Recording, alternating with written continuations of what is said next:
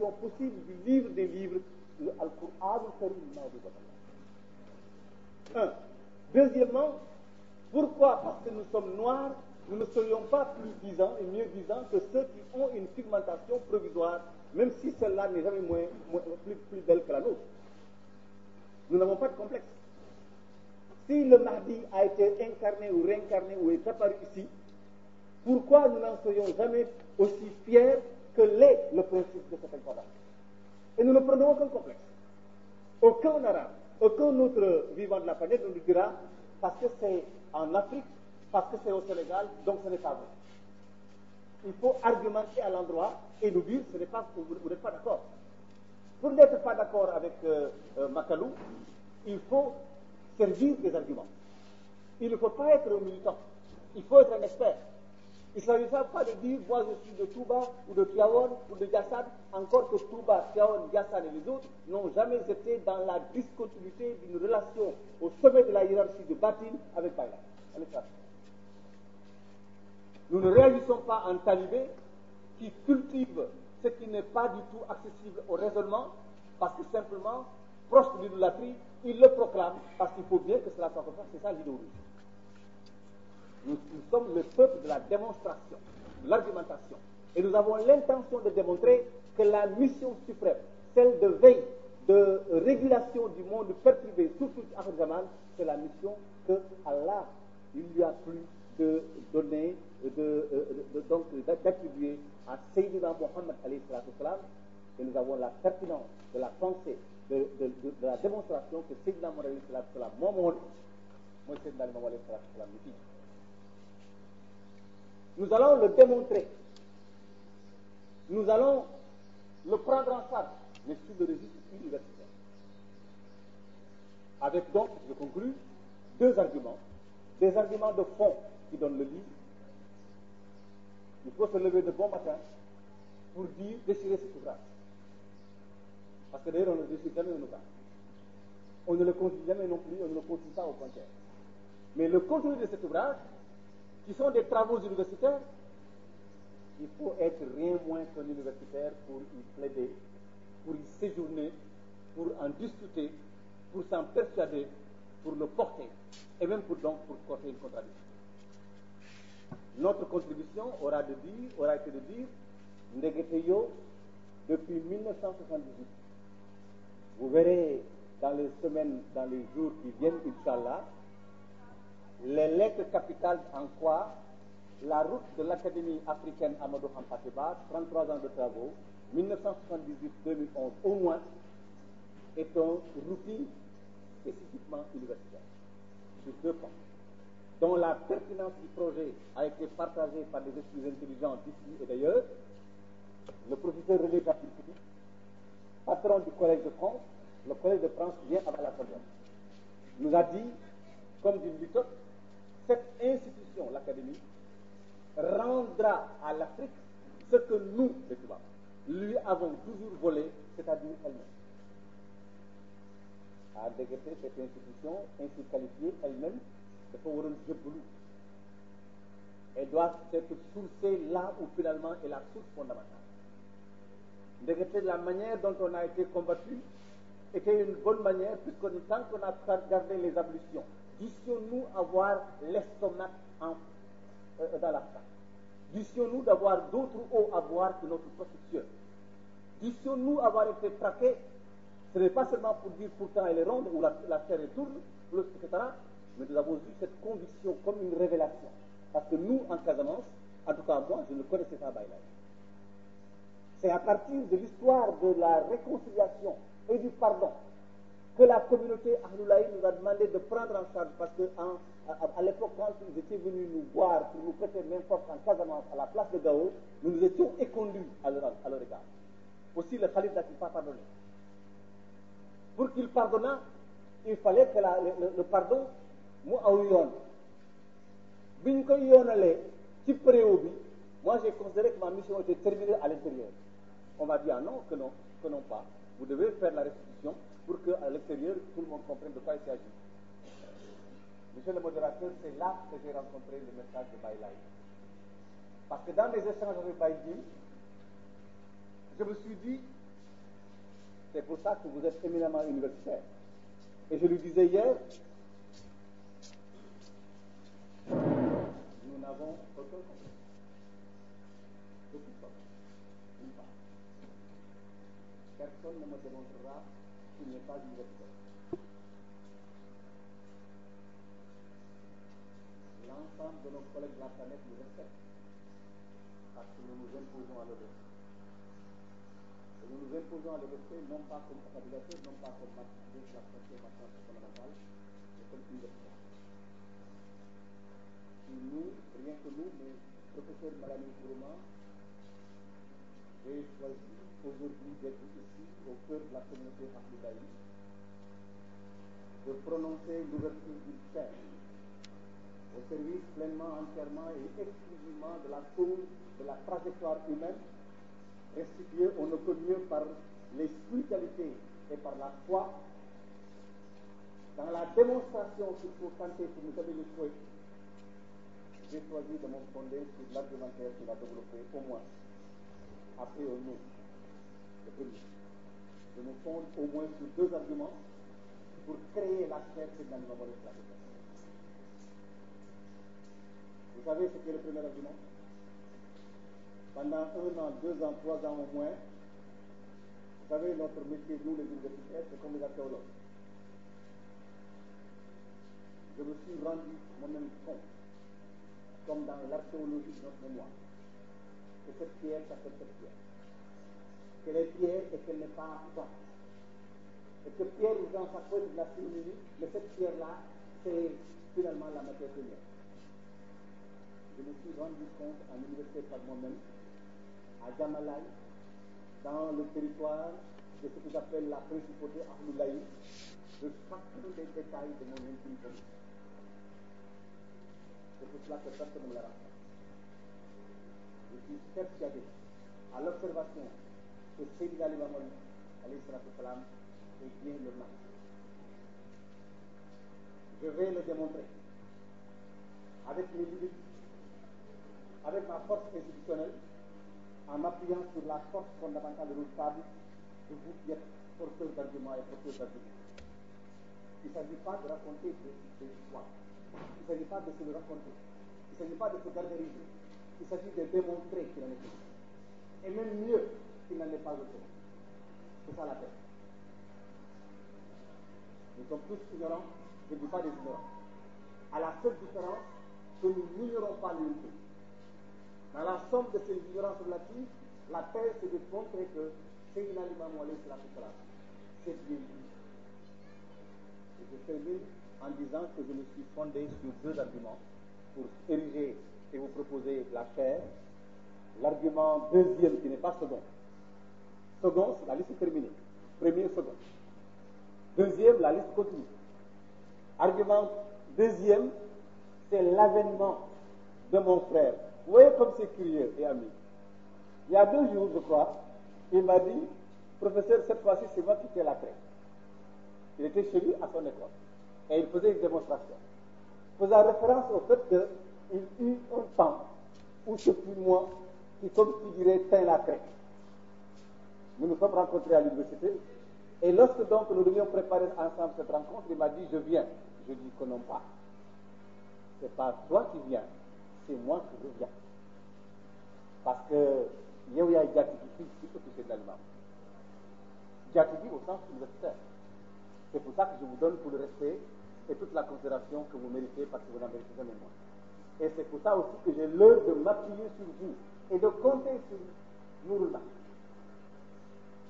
Vous savez, nous sommes Ahlullah. Dans les enseignements de Baye, moi qui viens de la Casamance profonde, je ne vous raconterai pas l'histoire de ma famille. Lui qui vient de son Sénégal oriental, et notre ami, la prouesse intellectuelle que vous voyez là, qui ne disjoncte jamais, chacun d'entre nous, comme Baye Diop de l'autre côté, nous avons pris soin de remercier Allah de nous avoir donné les moyens d'être des personnes de ressources qui répondront à l'appel de Baye Laye. Et nous n'avons aucun complexe, bien que nous vous soyons différents de ce que vous soyez le cœur de Abdoulaye. mais que personne n'essaie de nous faire peur. Parce que s'il s'agissait de faire peur, nous aurions eu peur de remettre. Ici, à Djamalai, c'est Djamarek Moflai. Il s'agit d'argumenter et de mettre fin à une période. Pourquoi la mère des communautés, la communauté Ahloulaï, semblerait demeurer dans la somnolence relative?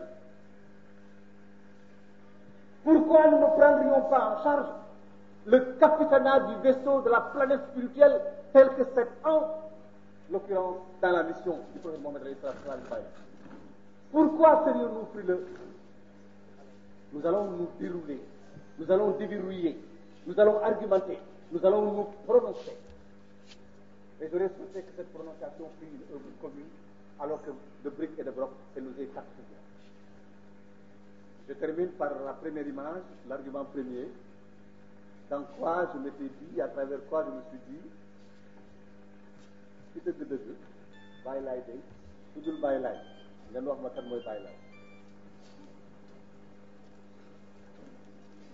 C'est l'histoire de sa rencontre avec, j'appelle ça, avec les eaux miraculeuses, les génies des eaux. Est-ce que vous avez imaginé l'incroyable caractère irréductible de l'argument béton, de l'approche, de la connaissance de Baïla alayhi salam, à travers notamment sa rencontre avec les eaux de Djamalai, auquel, comme Moïse et pas seulement, il fut intimé à ces eaux. Est-ce qu'il leur a dit veuillez bien reculer? Est-ce qu'il leur a intimé de reculer? Est-ce qu'il les a suppliés de reculer? waaye li wóor c'est que li mu jëfalante ak moom li mu jëfalante ak ñoom loolu moom lu doy waar la lu kéemaan. Et cette injonction a fait que l'eau a dû rencontrer plus fort que soi et a obéi à ce qui lui avait été dit. L'eau a reçu. Cette phénoménologie de cette rencontre, ce caractère scientifique des preuves apportées, cette démonstration, j'ai considéré que lorsque j'ai été combattu partout, rejeté ça et là, que finalement l'académie a été portée, je me suis dit, on ne pouvait pas avoir meilleur accoudoir. L'académie mënul am jàtti ji bu passé fii parce que ndekete fii ce n'est pas parce que Seydina comment ça s'appelle encore Mamran a choisi de mettre le mausolée comme pour dire si jamais ça doit être éprouvé que je sois la preuve que loolu musta am wala mënta am donc man maay tëdd fii comme si c'était besoin. Je suis parti plusieurs fois regarder cette eau.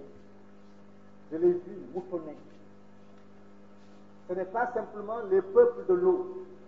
Lorsqu'il y a quelques années, une ou deux, lorsque la gente des eaux s'était donné rendez-vous à Djamalai pour venir saluer et participer à la première.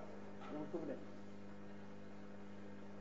Je me suis dit, il y a là quelque chose qu'on peut appeler un miracle. Or, le miracle, ce n'est pas seulement l'émerveillement de l'esprit scientifique, ça peut l'être ou ça peut ne pas l'être. Mais il y a ici ce moment de vérité, un moment de vérité inéluctable. Je me suis accoudé à ça. Et je rebondis à Gorée avec vous, en me disant qu'il y a du solide dans cette visite. Je m'y arc-boute. Et je suis sûr que je ne tomberai pas. Et vous donne l'instrumentalisation nécessaire pour nous accompagner mutuellement pour la grande aventure, la plus belle, la plus grande, la plus audacieuse, la plus intrépide, la plus juste, la plus certaine, la plus mesurée, la plus scientifique, notre devoir, notre charge. Je voudrais vous remercier, Éminence, d'avoir été là. Je voudrais vous remercier, monsieur le modérateur, et vous dire à vous aussi merci, et à vous tous qui nous donnez l'occasion, ici, dans cette salle. C'est une municipalité. J'ai été le maire de Goudomp. Je sais ce que ça veut dire que pour une mairie, de prendre en charge un débat intellectuel comme celui-ci. Je voudrais remercier notre collègue le maire de Gorée et toute l'équipe que vous avez saluée, que je salue également à nouveau Sapoba, pour la manière dont vous avez contribué à rendre la lecture ou la relecture de cette histoire une manière de nous donner nous-mêmes un sens supplémentaire à notre vie. Cette manière de revêtir vivance est peut-être aussi utilitaire. Et enfin, généreuse, c'est-à-dire la générosité, au sens où la générosité l'est, parce qu'elle n'est jamais moins, la générosité, l'acte de grâce. Acte de foi, acte fondamental, acte fondateur. Je vous remercie de votre part.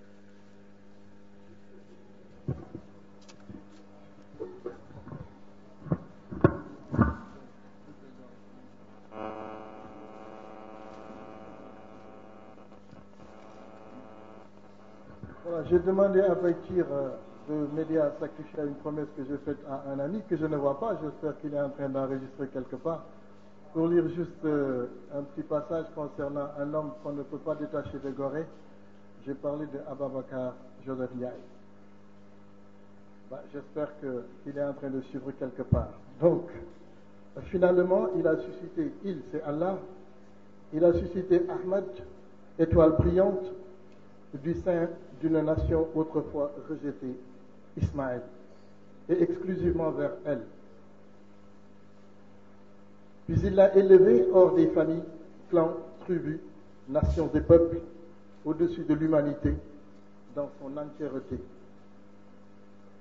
Il l'a embrasé en cet astre sans pareil, le distinguant éminemment parmi ses pairs.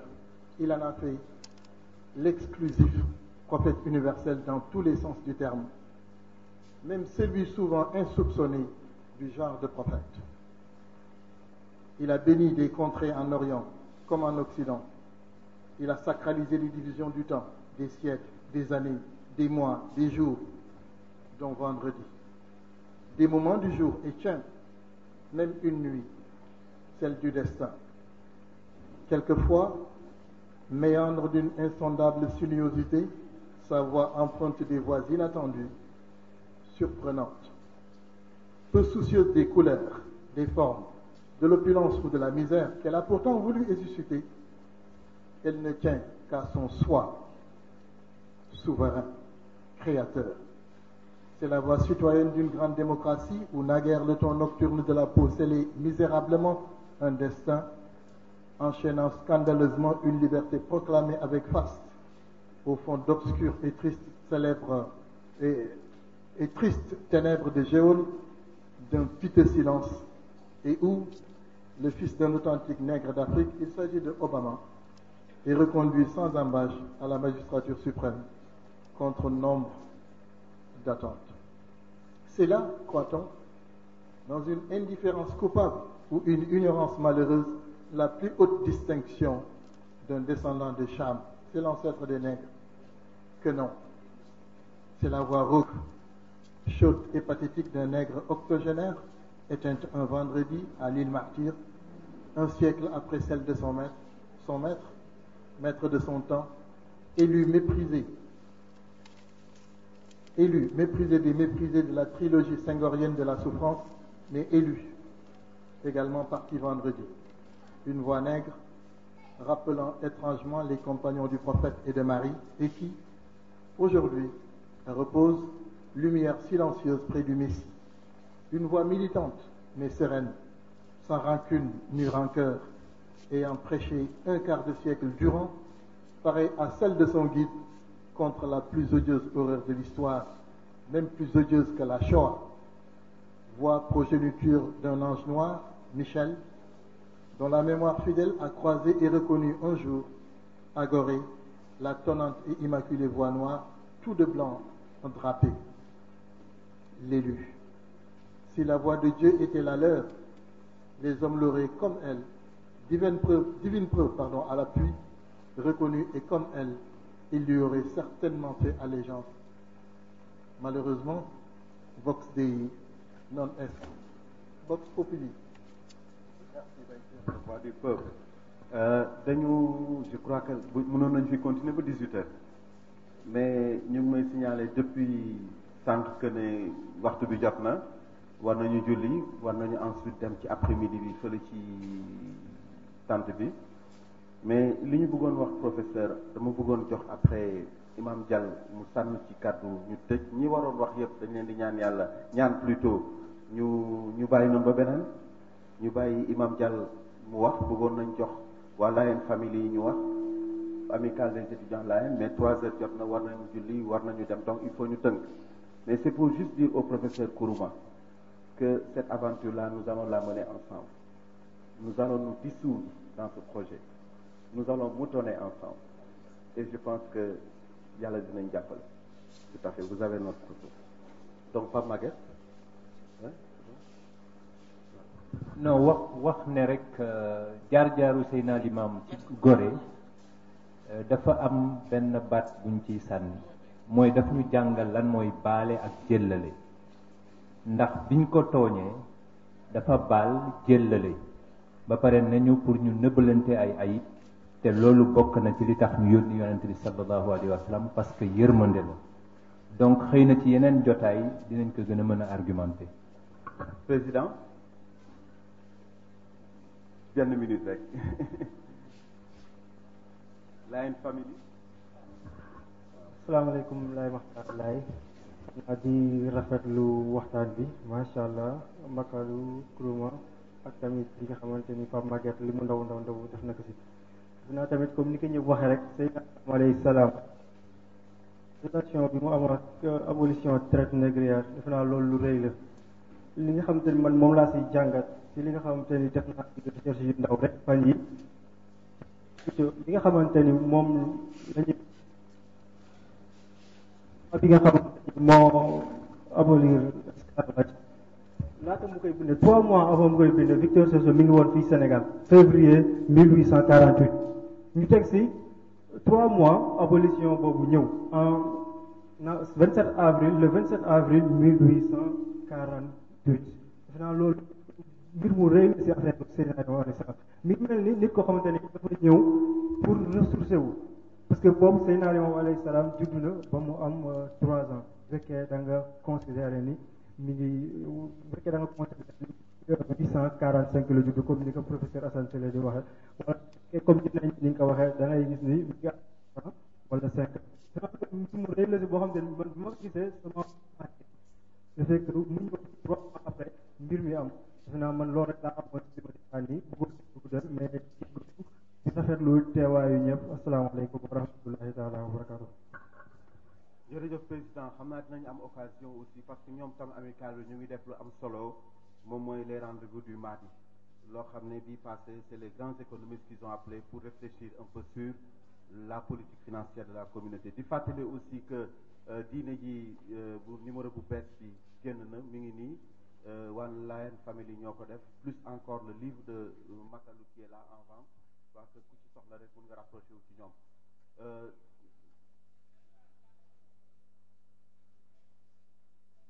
Mam Lissa rapidement 1 minute rek après ñu jox Mam Dial mu tëj directeur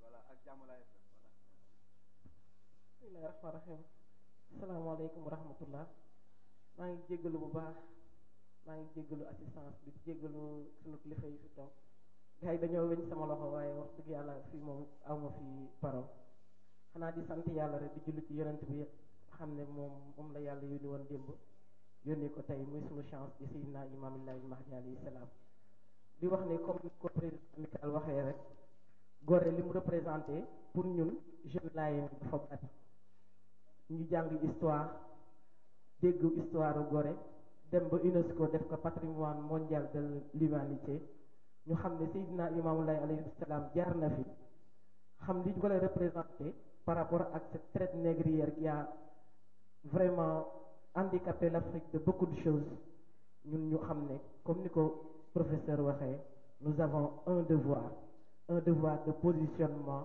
un devoir de restituer cette traçabilité là bi nga xam ne moo relier la mission d'hier à la mission d'aujourd'hui à travers la présence de Seydina Limamou à Gorée kon yàlla ñu yàlla defal boobu tawféex defal ñu boobu jàmm defal ñu li nga xam ne ñun suñu yaakaar am nañu quelque chose à dire par rapport à cette chose ci barke bay la yàlla ñu yàlla defal sutura teranga jërëjëf président jërëjëf dañuy jox imam Dial mu tëj comme ni ñuy wax ne waxtu bi jot na bismillahi rahmani rahim aouzu billahi min asheytan irrajim allahumma salli wa sallim ala sayyidil awwalin wal axirin imam al mursalin mbokk yi sama contribution xam naa ay ñetti minutes xëy na du ëpp 5 minutes ndax waxte bi jeex na ba noppi thème bi d'abord mooy tolloog traite négrière et l'appel de Seydina Limaamullahi alayhi salaatu wassalaam mu mel ni kon man gis naa ni mun nañ koo jàngatee ci ñaari anam ndax benn anam bi moom mooy ñaari rupture moo am ci woote